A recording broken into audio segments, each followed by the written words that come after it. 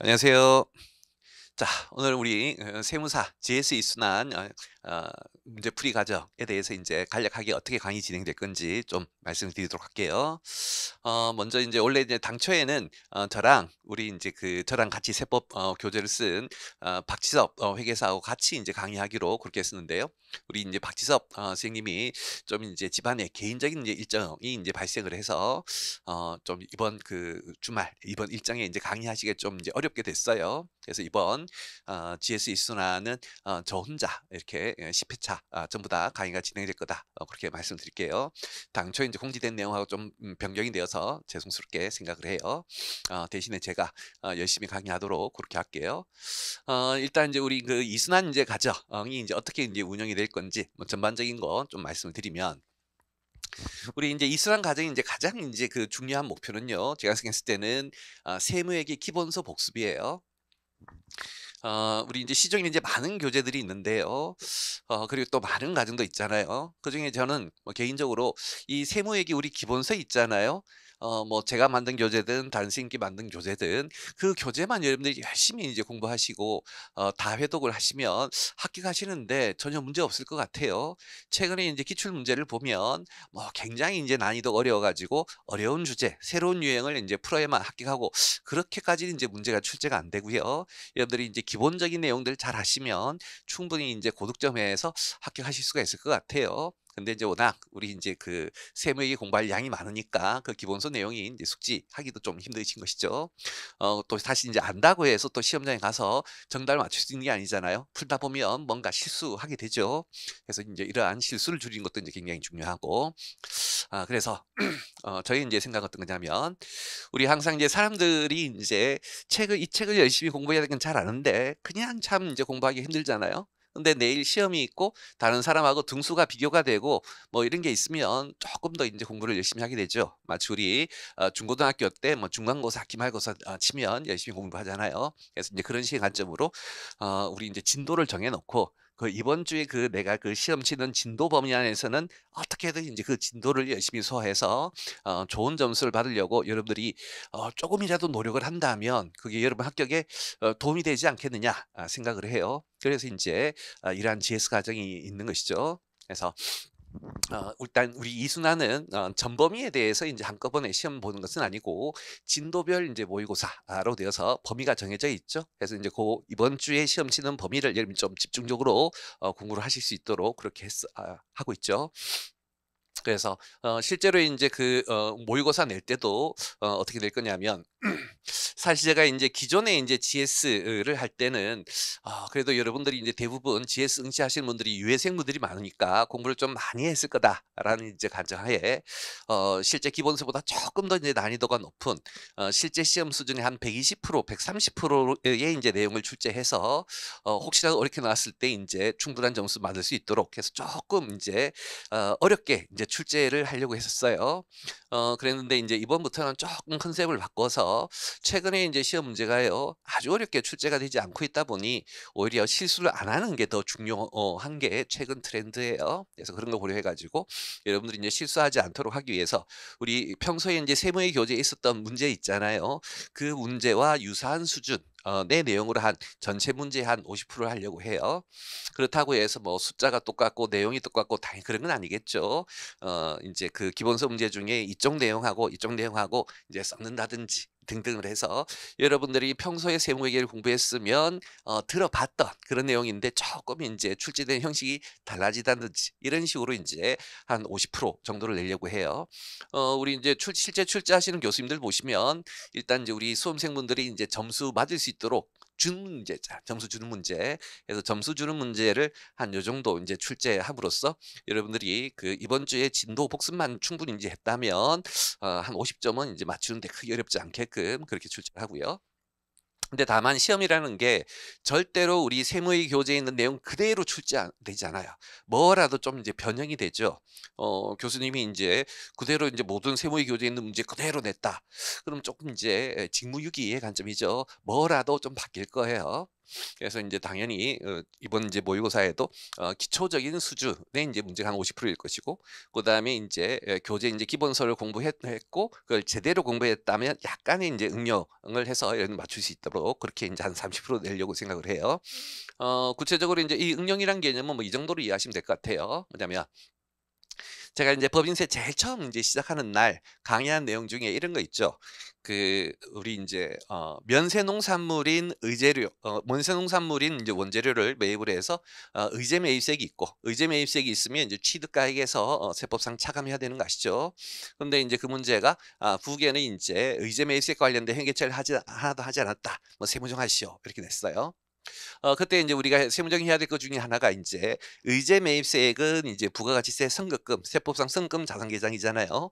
근데 인제 부기에는 인제 원재료라고 처리했으니까 원재료 유보 그다음에 선급금 유보가 인제 뜨죠. 그때 인제 그 문제가 인제 원재료가 인제 일부 사용해 가지고 올해 인제 추인되는데 선급금은 추인이 안 돼요. 왜 추인이 안 되느냐? 당년도에 소멸하지 않았기 때문에 추인되지 않는 것이죠. 근데 인제 그 문제가 어 그 당해년도 11월 정도에 매입한 자료예요. 그럼 당해년도 11 월에 매입했으니까 그와 관련된 매입세액 공제는 다음 연도 인제 1월 25일 날 신고되면서 그때 인제 선급금 계정이 인제 소멸하면서 유보가 추인되는 것이죠. 근데 이제 우리 교재 문제는 이제 11 월에 매입했기 때문에 올해 년도에 아직 부가세 신고 기한이 도래하지 않아 가지고 선급금 유보는 추인되지 않고 그대로 남아 있거든요. 근데 인제 모의고사는 어떤 식으로 내느냐면 이제 매입한 시점을 11 월이 아니라 2 월로 내는 거예요. 그럼 2월 달에 인제 선급금 유보가 인제 발생할 것인데 그게 인제 다시 부가세 신고하면서 당년도에 인제 부가세 신고하면서 바로 추인되는 것이죠. 그래서 인제 그런 식으로 우리가 수업할 때 배웠던 내용이긴 한데 실제 문제 해답과 기존 교재 해답과 좀 다르게 해서 인제 이 내용이 우리 세무의 기본서의 내용이 이 세무정이 어떻게 나왔는지를 정확하게 알고 있으면 손쉽게 풀 수 있지만, 단순히 인제 그 교재에 있는 해답을 단순히 암기만 하신 분이라면 이런 식으로 하는 거네.' 그냥 요령으로만 알고 있으면 맞출 수 없는 그런 식의 인제 기본서 내용을 좀 응용한 문제를 한 30% 넣어서 공부를 좀 이제 정확하게 하신 분들이 좀 더 고득점 할 수 있게끔 그런 식으로 인제 출제하려고 생각하고 있고요.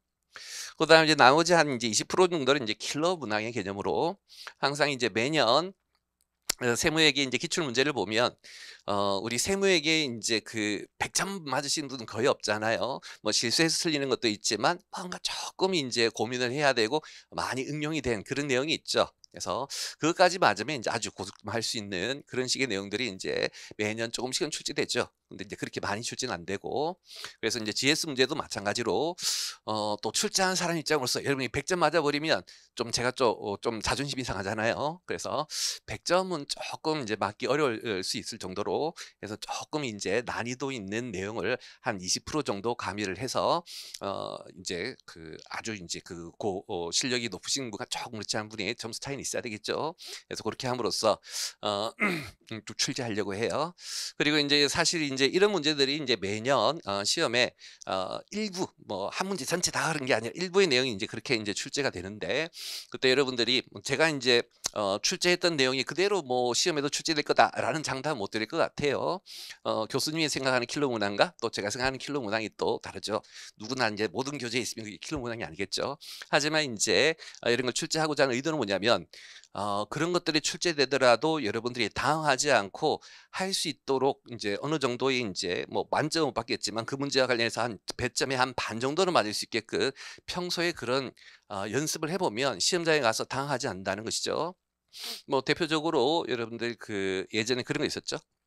기부금 법인세 인제 기부금 같은 경우에 통상 인제 기부금 문제는 회사가 지출한 기부금 그리고 소득을 주고 한도 시부인하는 그런 식의 내용이잖아요. 정형화된 패턴이죠.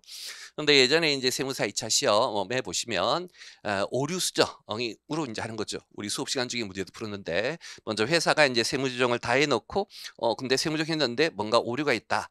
이 오류에 대해서 정확하게 한다면 어떤 식으로 인제 다시 계산될 거냐. 인제 그런 식의 내용이고, 기존에 인제 그런 식의 내용들이 출제가 안 되었었기 때문에 여러분들이 처음으로 그런 문제를 보면 굉장히 당황스러운 것이죠. 근데 인제 평소에 인제 그런 식의 내용들을 한두 번 인제 모의고사 과정에서 풀어 봤으면 시험장에 가서도 '아 이거 대단한 거 아닌데 내가 할 수 있어.' 자신감이 있고 뭐라도 좀 쓸 수가 있겠죠. 그래서 인제 그런 식의 인제 연습도 좀 하기 위해서 요런 식으로 조금 인제 세무회계 인제 기본서에는 뭐 많지 않은 잘 출제되지 않는 그런 유형도 한 10 에서 한 20% 인제 섞음으로써 고런까지도 인제 연습을 좀 한번 해 보자. 뭐 그런 식이죠. 사실 뭐 이 앞에 내용들이 사실 더 중요해요. 80% 내용들이 훨씬 더 중요하고 뭐 "요 내용은 반드시 시험 문제에 나온다."라고 제가 뭐 장담하거나 하면 뭐 제가 사기꾼이겠죠. 그런 건 아니지만 이런 것까지도 좀 준비를 해 주시는 게 좋지 않겠느냐. 아무래도 인제 지금 우리 GS 이순환을 인제 공부하시는 분들이라면 대부분 유예생분들일 것이고 유예생분들이라면 안전하게 합격을 해야 되겠죠. 그래서 요런까지 뭐 이게 아주 중요한 건 아니지만 그래도 요런까지 준비함으로써 여러분들이 합격하는 데 좀 도움이 될 수 있게끔 고렇게 하려고 생각을 해요.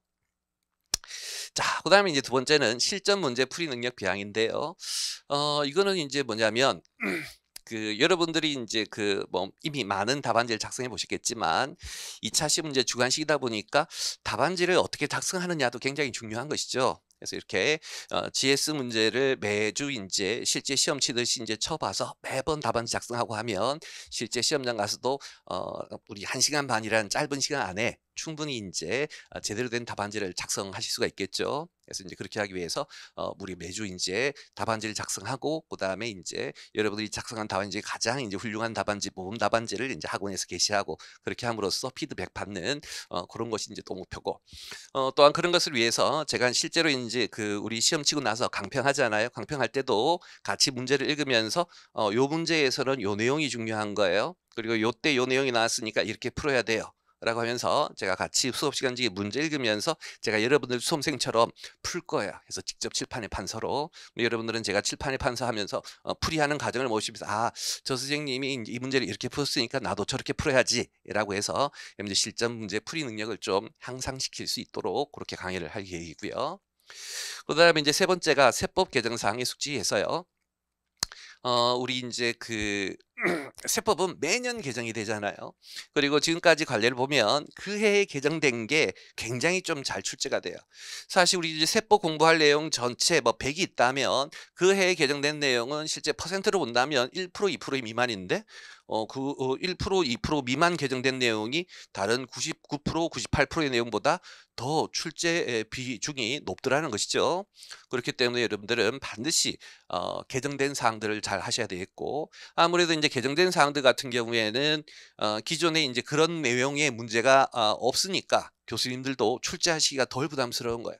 사실 인제 교수님들이 출제하실 때는 기존 기본서에 있는 기존 출제되었던 내용 그다음에 시중에 있는 교재 다 참조하지만 그대로 출제하면 좀 부담스러우시죠. 비난을 받을 수 있는. 그래서 뭐라도 좀 이제 바꾸는데 아무래도 인제 개정된 사항들은 그런 부담이 훨씬 더 덜 하실 거예요.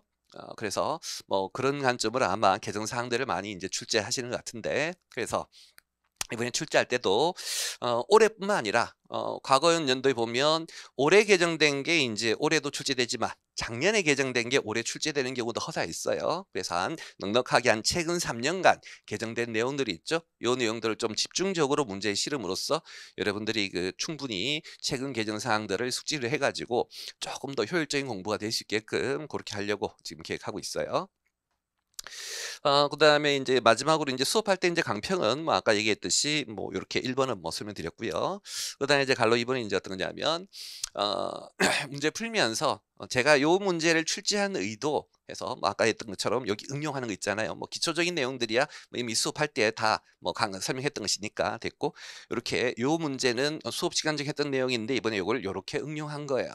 그래서 인제 고러한 출제 의도도 함께 좀 설명을 드리고 그다음에 인제 문제하면서 "요런 내용이 출제가 되면 요런 식으로 풀어야 돼요."라고 뭐 여러분들에게 좀 요령까지도 함께 설명을 하려고 고렇게 계획 중에 있어요. 뭐 지금까지도 뭐 매번 강평할 때 그런 식으로 해 왔고 해서 뭐 요런 식으로 인제 강의가 이루어질 거다 말씀드리고요. 그다음에 이제 마지막으로는 우리 인제 그 진도표 뭐 잠깐 소개를 할게요. 이미 인제 홈페이지에 게시가 돼 가지고 여러분 다 뭐 아시고 계실 거는 같은데 일단 기본적으로 우리 인제 진도는 법인세를 인제 한 4 회차 정도 먼저 공부를 하고요.